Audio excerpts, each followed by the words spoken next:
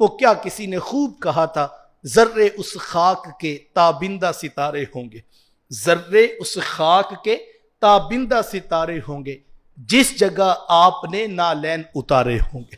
زمین پر پڑے ہوئے ریت کے وہ ذرے، وہ خاک ہے، وہ مٹی ہے، اس کی کوئی قیمت نہیں۔ کتنی مٹی ہماری گلیوں میں پڑی ہے، کبھی کسی نے اٹھا کے بوتلوں میں سنبھالی نہیں کہ یہ بڑی قیمتی شے ہے۔ سب کو پتا ہے یہ خاک ہے، یہ مٹی ہے، اس کی کیا قیمت۔ لیکن اگر اس مٹی کو نسبت ہو جائے میرے حضور سے، نہیں حضور والا، میرے حضور کے غلاموں سے نہیں جناب، اگر اس مٹی کو نسبت ہو جائے میرے حضور کے اصحاب سے، نہیں حضور والا، اگر اس مٹی کو نسبت ہو جائے میرے حضور کے اہل بیت سے، نہیں حضور والا۔ مضمون کیا ہے؟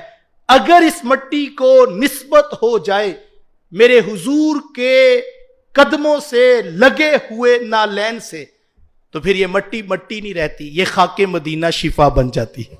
اور پھر اس مٹی کا یہ عالم ہے کہ آسمان کے ستارے بھی اس کی عظمتوں کا مقابلہ نہیں کر سکتے۔ اور میں یہ بھی بتا دوں، کوئی یہ نہ کہے کہ یہ کیا بات ہوئی جناب، ایک شعر پڑھا اور اسی سے ساری عظمتیں بیان کر دی۔ تو اردو کا شعر تو میں نے صرف مفہوم سمجھانے کے لیے آپ کو نسبتوں کی عظمتوں کا حوالہ بتایا ہے، لیکن اگر آپ قرآن کے لہجے سے نسبت کا عنوان سمجھنا چاہیں تو قرآن نے اس سے بھی آگے کی بات کی ہے۔ قرآن نے کیا کہا؟ وَالْعَادِيَاتِ ضَبْحًا فَالْمُورِيَاتِ قَدْحًا فَالْمُغِيرَاتِ صُبْحًا فَأَثَرْنَ بِهِ نَقْعًا فَوَسَطْنَ بِهِ جَمْعًا۔ ذرا قرآن کا لہجہ تو دیکھیں، ذرا اسلوب تو سیکھیے، قرآن بتانا کیا چاہتا ہے۔ کس شے کی قسم اٹھائی؟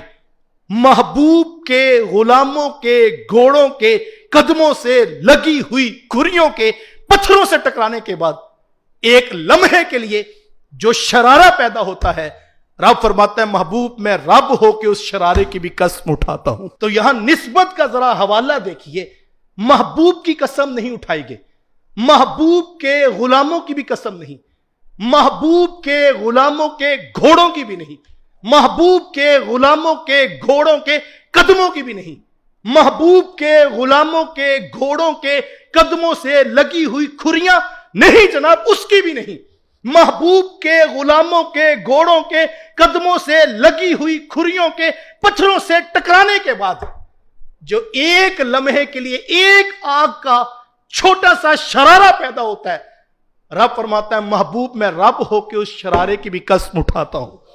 مجھے بتائیے یہ شان کس کی ہے جس گھوڑے پہ محبوب کا غلام بیٹھ جائے، اس گھوڑے کے قدموں سے لگی ہوئی کھریوں کے پتھروں سے ٹکرانے کے بعد جو ایک آگ کا شرارہ پیدا ہوتا ہے، رب کو تو وہ بھی پیارا لگتا ہے۔ تو مجھے بتائیں جو ابو بکر و عمر ساری زندگی میرے رسول نے اپنے سینے سے لگا کے رکھے، حضور کے رب کو وہ کتنے پیارے لگتے ہوں گے۔ جو ساری زندگی شانہ بشانہ جناب عمر تلوار لے کے کھڑے رہے، میرے حضور کے رب کو وہ کتنے پیارے لگتے ہوں گے۔ جب اسلام میں داخل ہوئے جناب عمر، اللہ اکبر، اسلام کو شان و شوکت ملی اور اسلام کی عظمتیں اتنی بلند ہو گئیں کہ حضرت عمر رضی اللہ تعالیٰ عنہ نے پوچھا کہ حضور ہم حق پر نہیں ہیں، کہا ہم حق پر ہیں، کہا حضور پھر ہم چھپ چھپ کے نمازیں کیوں پڑھیں؟ اب اسلام میں عمر آئے ہیں، اب حرم کے صحن میں نمازیں باجماعت ادا کی جائیں گی۔ اور حضرت عمر رضی اللہ تعالیٰ عنہ جب اسلام لائے، آپ تلوار ہاتھ میں تھی، ایک ایک دروازے پہ جا کے دستک دیتے اور بڑے بڑے کافروں سے کہتے جب کوئی غریب، جب کوئی کمزور، جب کوئی لاغر شخص، جب کوئی جو ہے وہ غلام ایمان لاتا تھا تم اس کو کوڑے مارتے تھے، اگر آج کسی میں ہمت ہے تو آؤ، عمر بن خطاب نے سونے محمد کا کلمہ پڑھا ہے۔ اگر کسی میں ہمت ہے، وہ چاہتا ہے کہ اس کے بچے اور اس کی بیوی اس کا ماتم کریں، کوئی چاہتا ہے کہ اس کی بیوی بیوہ ہو جائے، اس کے بچے یتیم ہو جائیں، تو آج عمر بن خطاب اسلام لے کر آیا ہے۔